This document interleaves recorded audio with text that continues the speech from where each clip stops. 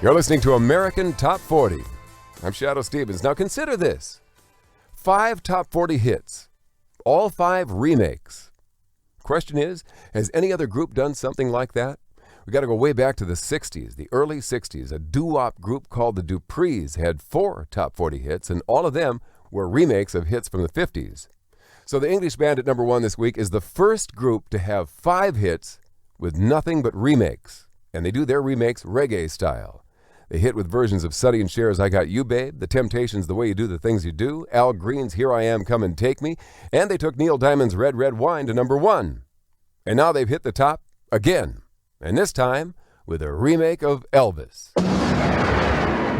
For a 5th week in a row, their 5th hit remake is the number 1 song across America, Can't Help Falling in Love by UB40. You're tuned to American Top 40. I'm Shadoe Stevens, and we have arrived. The mark of musical excellence on the Billboard Pop Chart, number 1.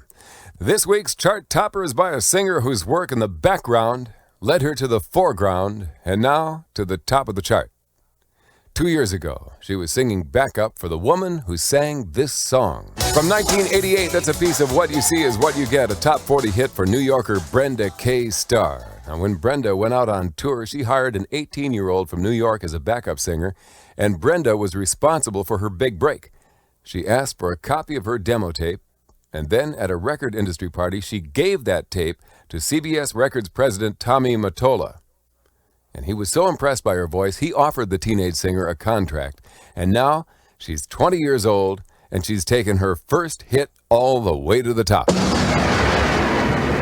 a 2nd week in a row, the number 1 song in the USA is Vision of Love by Mariah Carey. And we have arrived at number 1 on the Billboard chart. A new song rises to the top this week, and it's a song that sets a chart first for women, because the singer now becomes the first solo woman in history to hit number 1 with her first 2 single releases. Now, some chart scrutinizers may think that Tiffany has already done this.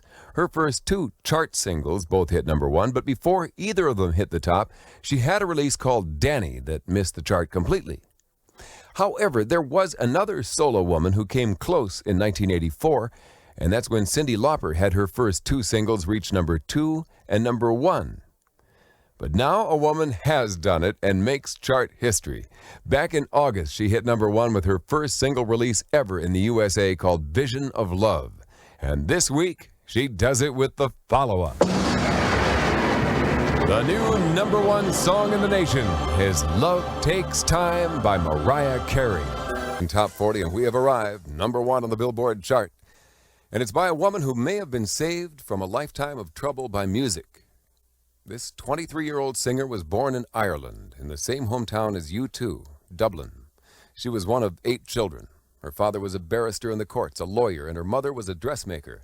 But her parents separated when she was only 9, and her reaction was to rebel. So she took to the streets, where she became a shoplifter and somewhat of a con artist. While pretending to be collecting money for charity, she'd pocket as much as £100 a day. She says she did it for her mother, trying to make her happy, but instead, it landed her in trouble with the law. When she was 14, she was arrested for stealing shoes and sent to a school for troubled kids. And inside the same building was a hospice for the aged and dying. She told writer Pam Lambert if you were bad, they'd send you upstairs to sleep on the floor in the old folks' home. She described it as pitch black, where sick people lived in unsanitary conditions. It was awful. But it was also the turning point for her. To cope with it all, she picked up the guitar and learned to strum Bob Dylan songs.